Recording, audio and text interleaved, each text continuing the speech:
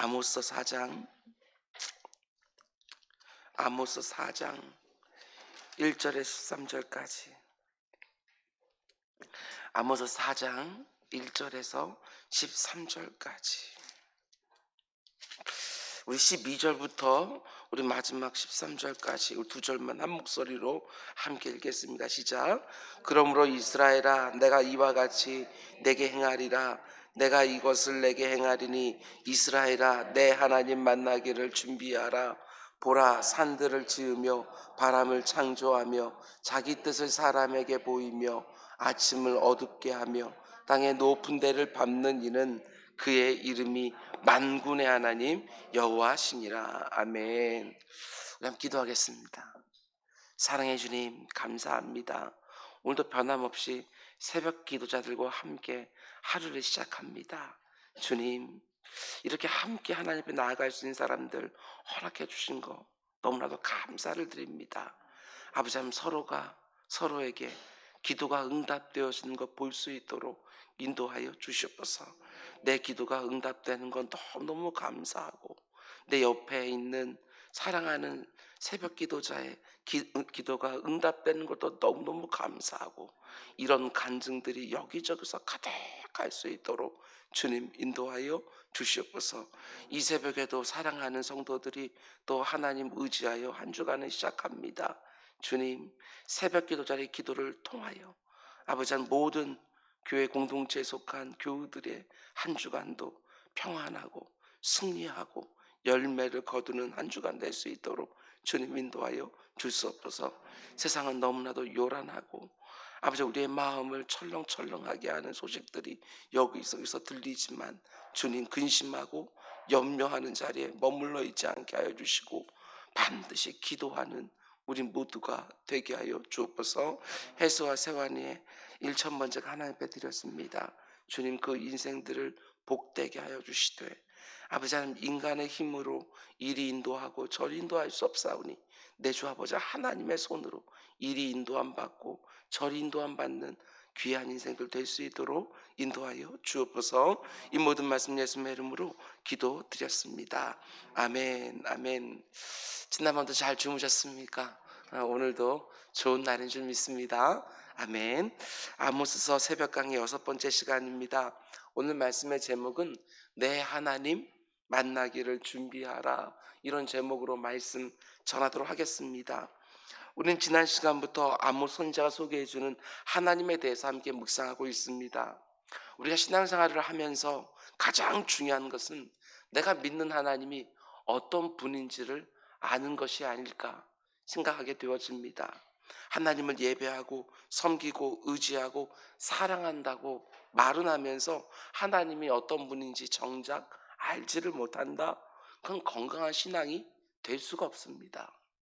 하나님이 어떤 분인지 알지 못하면 제대로 예배할 수 없고 제대로 섬길 수 없습니다. 아니, 하나님이 뭘 기뻐하는지도 모르고 뭘 가증스럽게 여긴지도 모르는데 어떻게 그 하나님을 제대로 예배하고 제대로 섬길 수 있단 말입니까? 하나님은 어떤 분이시냐?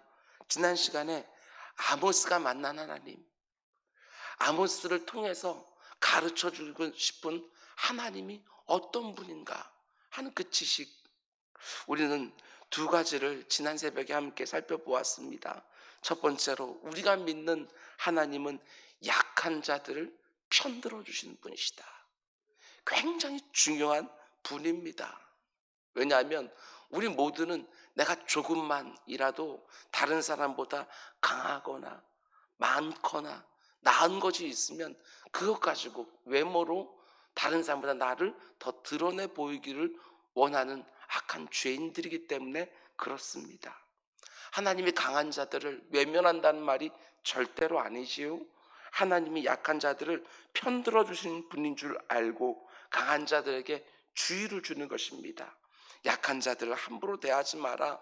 갑질하지 마라. 약한 자들을 보호하고 챙기고 그 필요를 채워줘라, 말씀하시는 것이지요. 두 번째로 우리가 믿는 하나님은 예배라는 형식, 의식 자체보다도 예배자의 삶을 더 중히 보신다. 예배가 중요하지 않다는 말이 절대로 아닙니다. 예배를 제대로 드렸다면 그 삶이 어떻게 바르지 않을 수 있겠느냐 말씀하시는 것이지요. 하나님, 우리가 예배를 드리는 모습만 중히 보시는 것이 아니라 예배 후에 우리가 어떻게 살아가는지도 중히 보시는 분이라는 것입니다. 제가 말씀드렸습니다. 오늘 새벽 기도 했으니 오늘은 다른 날보다 더 잘 살아야 된다 말씀드렸습니다. 그러면 이제 세 번째로, 오늘 본문이 가르쳐주는 하나님은 어떤 분이냐? 죄를 극히 미워하시는 하나님이고 죄에 대해서는 반드시 심판하시는 하나님이라는 것입니다. 이런 하나님을 알고 죄 짓는 것을 두려워해라, 아모 선자는 말하는 것입니다. 오늘 보면 6절부터 11절까지 계속해서 반복되어지는 내용이 있는데 이런 말입니다. 내가 너희에게 이런저런 재앙들을 계속해서 내렸는데 그래도 너희가 돌이키지 않았다. 굉장히 무서운 말씀입니다. 빠르게 살펴볼게요. 눈으로 한번 따라 보시기 바랍니다. 먼저 6절. 또 내가 너희 모든 성읍에서 너희 이를 깨끗하게 하며 너희의 각 처소에서 양식이 떨어지게 하였으나 너희가 내게로 돌아오지 아니하였느니라. 여기서 이를 깨끗하게 했다는 말씀은 씹을 것이 없게 하셨다는 것입니다. 먹을 양식이 떨어지게 하는 재앙을 내렸는데 그래도 이스라엘 백성들이 돌아오지 않은 것이지요. 이스라엘 백성들 뿐이겠습니까? 오늘날도 이런 경우들이 얼마나 많은지 모릅니다. 바로 다음에 나오는 7절 말씀 보면 또 추수하기 석 달 전에 내가 너희에게 비를 멈추게 하여, 하나님이 이른 비와 늦은 비를 내려주셔야 농사도 짓고 목축도 할 수 있는데 하나님이 비를 멈추는 재앙을 내리신 것이지요. 극한 가뭄입니다. 그래도 이스라엘 백성들이 돌아오지 않았다. 8절. 두세 성읍 사람들이 어떤 성읍으로 비틀거리며 물을 마시러 가서 만족하게 마시지 못하였으나 하나님 마실 물도 허락해 주지 않았습니다. 근데 문제는 이스라엘 백성들이 극한 갈증을 느끼면서도 그래도 돌아오지 않았다. 그래서 9절. 내가 곡식을 마르게 하는 재앙과 깐부기 재앙으로 너희를 쳤으며 팥중이로 너희의 많은 동산과 포도원과 무화과 나무와 감람나무를 다 먹게 하였으나 너희가 내게로 돌아오지 아니하였느니라. 과실수를 아무리 많이 심으면 뭐합니까? 하나님이 곡식을 마르게 하고 깐부기 팥중이 같은 해충으로 다 먹어치우게 하신 것이지요. 그런데도 이스라엘 백성들이 하나님께 돌아오지 않았다. 너무나도 완고하고 완악합니다. 더 충격적인 것은 10절과 11절. 내가 너희 중에 전염병 보내기를 애굽에서 한 것처럼 하였으며 내가 너희 중에 성읍 무너뜨리기를 하나님이 내가 소돔과 고모르를 무너뜨린 같이 하였으므로, 하나님이 계속해서 이런저런 재앙들을 퍼부으시는데도 이스라엘 백성들이 돌아오질 않습니다. 그 재앙들을 하나하나 다 겪으면서도 도무지 죄를 뉘우칠지 모릅니다. 하나님께 돌아올 생각을 안 하는 거예요. 여기서 우리가 놓치지 말아야 될 부분이 있습니다. 오늘 본문에서 하나님이 내리신 재앙의 목록들도 충격적이지만 더 충격적인 내용은 10절과 11절 말씀이에요. 다시 보셔요. 내가 너희 중에 전염병 보내기를 애굽에서 한 것처럼 하였으며 내가 너희 중에 성읍 무너뜨리기를 하나님이 내가 소돔과 고모라를 무너뜨린 같이 하였으므로, 애굽에서 한 것처럼 소돔과 고모라를 무너뜨린 같이. 이게 굉장히 중요한 표현이고 충격적인 말입니다. 왜냐? 제가 선지서들을 계속해서 강의하면서 여러 번 말씀드렸지만 이스라엘 백성들은 굉장히 이상한 선민의식을 가지고 있는 거예요. 자기들은 하나님의 선택을 받은 백성이기 때문에 하나님이 특별하게 대우해 주신다, 이런 생각 가지고 있지요. 그래서 애굽 땅에 내려졌던 재앙들은 우리와 상관없다. 소돔과 고모리 땅에 내려졌던 그 심판은 우리에게는 해당되지 않는다, 이렇게 생각했던 거예요. 물론 이스라엘 백성들이 이런 생각을 가지게 된 이유는 분명히 있어요. 그럼 찾아볼까요? 출애굽기 15장. 출애굽기 15장 말씀 꼭 찾아보셔야 됩니다. 출애굽기 15장. 출애굽기 15장 26절. 출애굽기 15장 26절. 제가 읽어드리겠습니다. 이르시되 너희가 너희 하나님 나 여호와의 말을 들어 순종하고 내가 보기에 의를 행하며 내 계명의 귀를 기울이며 이 모든 규례를 지키면, 사실은 조건이 붙어 있어요. 이렇게 하면 내가 애굽 사람에게 내린 모든 질병 중 하나도 너에게 내리지 아니하리니 나는 너희를 치료하는 여호와임이니라. 애굽 사람에게 내린 질병 중 하나도 너에게 내리지 아니하리라. 예, 이런 약속을 주신 것은 틀림이 없어요. 근데 이 약속에는 조건이 붙어 있는 거예요. 조건이 무엇입니까? 너희가 내 안에 거하면, 너희가 나의 말에 순종하면, 이런 조건 하에서 애굽에 내린 재앙을 너희에게 내리지 않겠다는 것입니다. 조건절과 귀결절이 있는데 조건절은 다 빼버리고 이들이 어떻게 해요? 귀결절만 딱 붙들고 있는 것이지요. 하나님의 뜻대로 살지 않고 자기들 마음대로 살면서도 이스라엘 백성들에게 이것만 남아버린 거예요. 하나님이 우리에게는 저기는 애굽 사람들과 같은 그런 재앙들 우리에게는 내리지 않아. 이것만 남아버린 거예요. 그래서 하나님이 오늘 말씀 아모스 4장을 통해서 그 생각을 완전히 깨뜨리는 것이죠. 내가 애굽에 내렸던 재앙들을 너희에게도 내리리라. 내가 소돔과 고모라에게 행했던 그 심판을 너희에게도 행하리라. 충격이지요. 한마디로 말하면 더 무섭게 말씀드릴게요. 너희는 더 이상 내게 특별하지 않다. 이런 말씀입니다. 그렇게 많은 재앙들을 엎어온데도 불구하고 끝까지 완고하게 딱 버티는 그 모습. 하나님이 더 이상 너희는 내게 특별하지 않아. 이렇게 말씀하시는 것이지요. 이스라엘 백성들이 특별한 이유는 무엇입니까? 다른 거 아닙니다. 애굽에서 끄집어낸 다음에 시내산에 모여서 하나님은 그 백성들과 언약을 맺으십니다. 수없이 말씀드리지만 나는 너희의 하나님이 되어지고 너희는 나의 백성이 되리라. 언약 백성이 된 거예요. 언약 관계 안으로 쑥 들어온 거예요. 그런데 이 언약 관계를 유지하려면 조건이 있잖아요. 너희가 내 말을 듣고 지켜 행하면. 스스로도 한번 돌아보셔야 돼요. 혹시 나는 이 조건들은 다 빼버리고 왜 이런 건 내게 안 해주시는가? 왜 내게 이런 일을 행하시는가? 이 귀결절만 가지고 하나님 앞에 불평하고 원망하고 있지는 않는지 한번 생각해 보셔요. 신약시대에 들어와서 은혜 이렇게 말하니까 신명기에서 말하고 있는 축복과 저주의 그 모든 말씀들은 마치 이제는 다 폐기한 것처럼. 그렇지 않아요. 너희가 내 말을 잘 듣고 잘 지켜 행하면, 너희가 내 안에 거하면 너는 내 백성이 될 것이요. 우리 주님도 분명하게 말씀해 주셨어요. 나는 포도나무 가지니 내게 붙어 있으면 그 가운데 속에 너희가 좋은 것들을 계속 공급받아서 많은 열매를 맺겠지만 나에게 떨어져 나가면 길가에 버리는 것밖에 더 되겠느냐 라고 말씀하시거든요. 조건들이 있는 거예요. 가나안 땅에 이스라엘 백성들이 들어갈 때에 하나님께서는 축복과 저주를 그리심산과 에발산에 선포하게 하지요. 내용이 이렇습니다. 너희가 이 땅에서 하나님의 말씀을 잘 지키고 순종하여 살면 너희가 지금 그리심산에서 선포한 복을 그대로 다 누릴 것이요.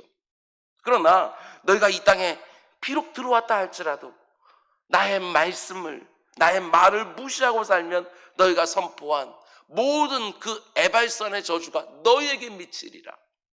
그걸 마음에 새기게 하시는 거예요.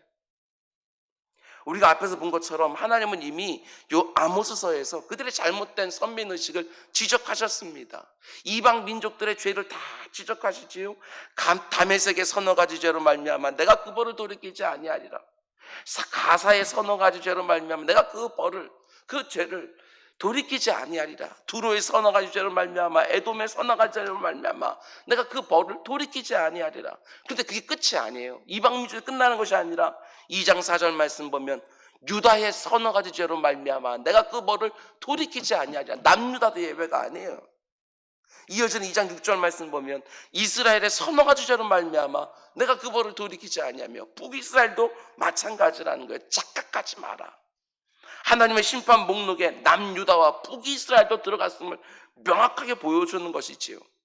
너희가 하나님의 백성이라는 이유만으로 심판에서 면하게 될 거라고 생각하지 말라는 거예요.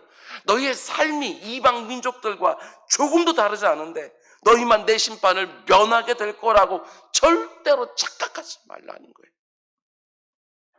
우리가 예수를 믿고 하나님의 자녀가 되었습니다. 그럼 당연히 하나님 자녀답게 살아야지요.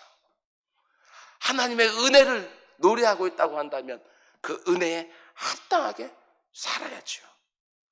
누가 봐도 하나님의 뜻과 전혀 상관없이 살면서 하나님의 마음을 그렇게 아프게 하면서도 나는 구원받은 백성이가 괜찮아, 이게 아니라는 거예요.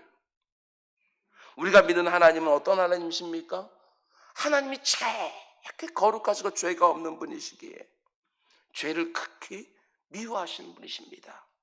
하나님이 죄를 미워하는 분이라는 걸 제대로 알아야, 얼마나 두려운 분인 것을 알아야 그래야 죄 짓는 것을 조금이라도 더 두려워하지 않겠냐는 것이지요.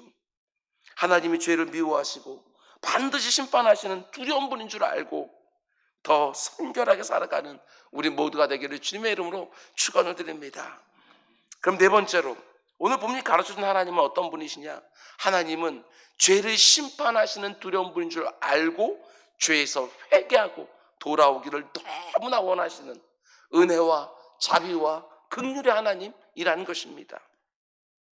하나님이 심판을 선언하시면서 계속 뭐라고 말씀하지요? 그러니 내게로 돌아와라. 그러니 내게로 돌아와라.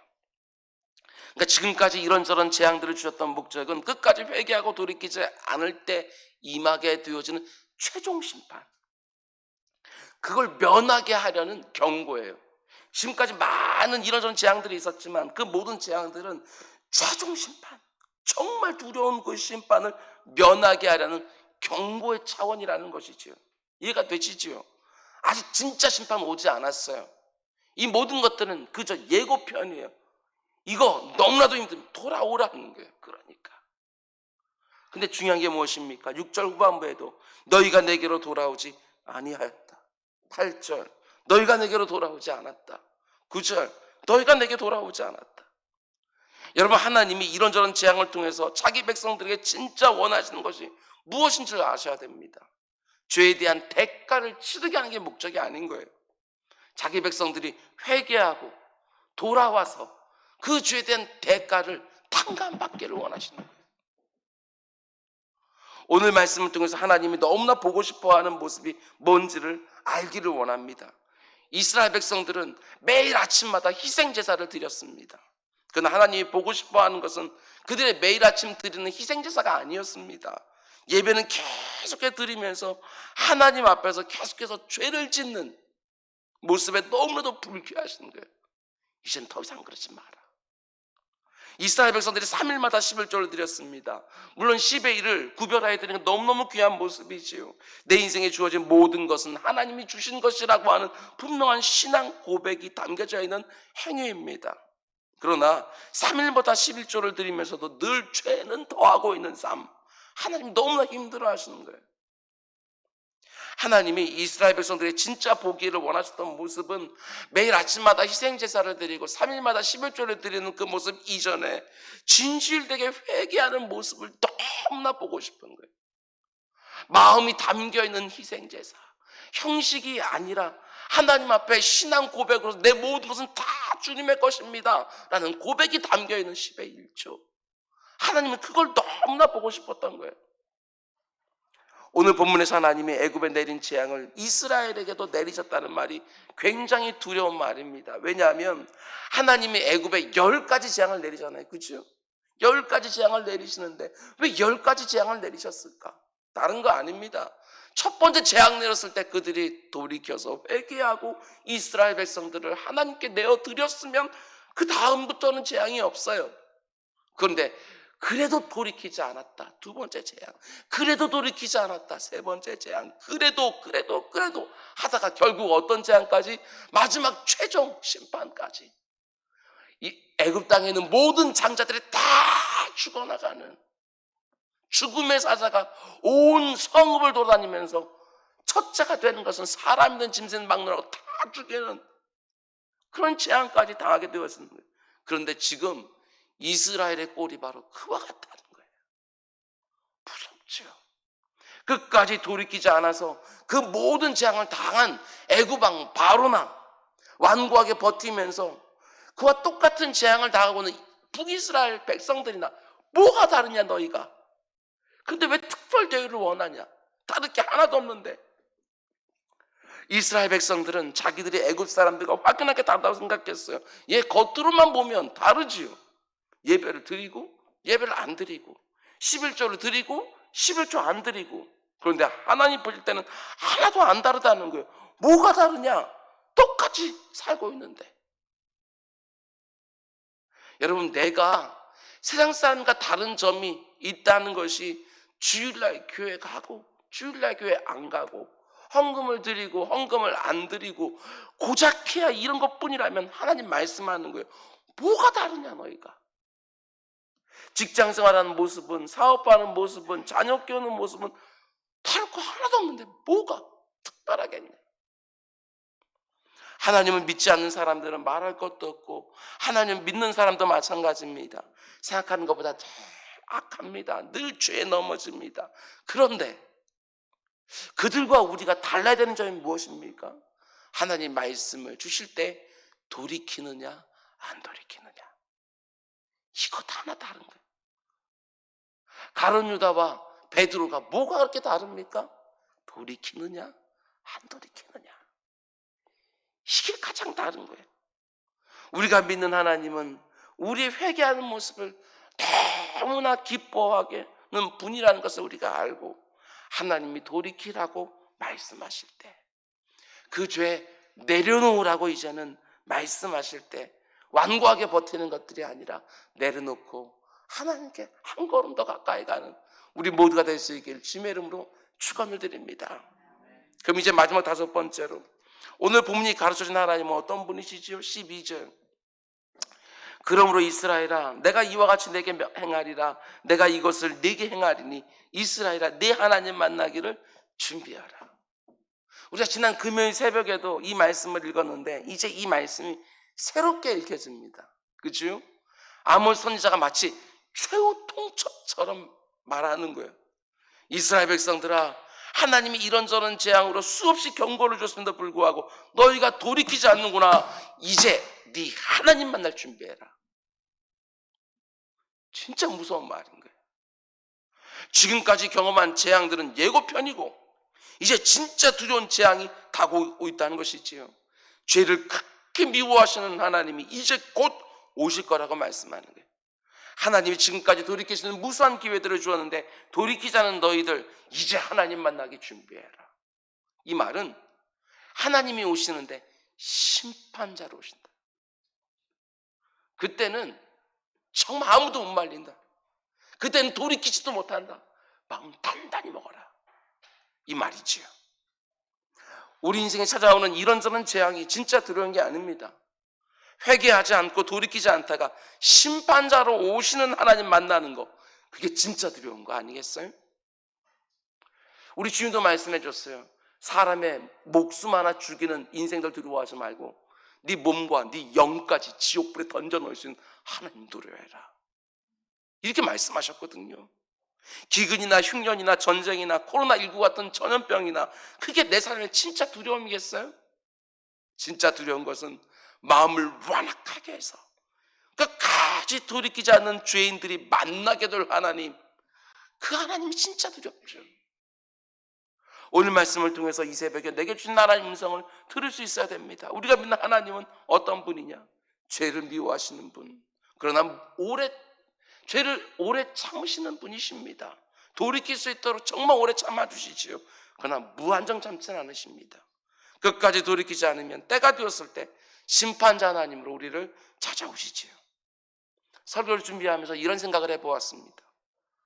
어떤 목사가 좋은 목사일까요? 마음을 이렇게 평안하게 해주고 소망으로 가득 채워주고 위로해주고 응원해주고, 그것도 목사가 해야 되는 너무나 중요한 역할들이지만 선지서를 설교하면서 그렇게 할 수 있는지 모르겠습니다. 왜냐하면 선지서가 말하는 좋은 목사란 하나님 만날 준비를 시켜주는 목사가 진짜 좋은 목사라는 생각이 들었어요. 하나님을 심판자로 만나게 하는 것이 아니고 하나님을 영원한 생명을 주시는 하나님으로 만나도록 준비시켜주는 목사가 진짜 좋은 목사 아닐까, 이런 생각이 드는 거예요. 여러분, 하나님 만날 준비하십시오. 우리 주님 다시 오신다고 성경이 분명히 말하고 있는데 도적같이 오신대요.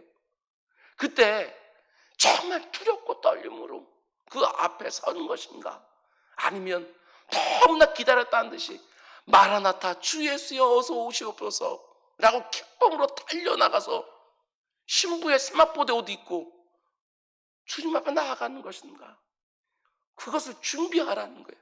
어떤 하나님 만날래? 이렇게 오늘 말씀하시는 것이지요. 잘 준비해서 심판자로 찾아오시는 주님이 아니라 영생을 주시러 오시는 주님을 만나기를 주님의 이름으로 축원드립니다. 말씀 맺겠습니다. 우리가 믿는 하나님이 어떤 분인지를 정확하게 알기를 원합니다. 두 번에 걸쳐서 5가지로 말씀드렸죠. 첫 번째로 약한 자를 편들어 주신 하나님, 약한 자들의 기도를 들어주신 하나님. 두 번째로 예배를 드리는 행위보다도 예배자의 삶에, 예배자의 마음에 더 관심을 가지시는 하나님. 세 번째로 공의로우시기에 선택받은 이스라엘 백성들이라도 악하게 살면 선택받지 못한 이방 민족들과 동일한 기준으로 징계하시는 하나님. 네 번째로 회개를 원하시는 하나님, 회개해야 용서해 주신 하나님. 마지막 5번째로 심판주로 찾아오신 하나님. 그래서 정결한 마음을 준비하라고 말씀하시는 하나님. 하나님이 어떤 분인지를 정확하게 알고 이 말씀 드리고 싶었습니다. 제대로 예배하고 바르게 살고, 제대로 예배하고 바르게 살고, 그러면서 다시 오시는 주님을 두려움으로가 아니라 언제 주님이 다시 오시든 잘 준비되어 있는 우리 모두가 되기를, 그런 한 날을 또 살기를 주님의 이름으로 축원드립니다. 우리 기도하겠습니다. 사랑의 주님, 내 눈앞에 보이는 이런저런 문제들이 너무나도 시급해 보여서 아버지 하나님, 진짜 두려워야 될 하나님을 자꾸 잊어버릴 때가 많습니다. 내 주 아버지 하나님, 우리가 믿는 하나님이 어떤 분인지 묵상하면 묵상한 만큼 아버지 그 하나님이 원하시는 삶을 살아가는 우리 모두가 되게 하여 주옵소서. 아버지 하나님, 세상 사람들 아버지 하나님 너무나도 아버지 하나님 마지막 날이 있는지 모르고 그냥 오늘 하루하루 살아갑니다. 주님, 우리는 말씀을 통해서 이미 알고 있사오니 복음 증거자들 잘 되게 하여 주시고, 아버지 하나님, 내 곁에 있는 모든 사람들이 심판자 하나님 만나게 하지 않고 영생을 주시는 하나님으로 만나게 하는 일에 쓰임받는 우리 모두가 되게 하여 주옵소서. 이 모든 말씀 예수님의 이름으로 기도드렸습니다. 아멘.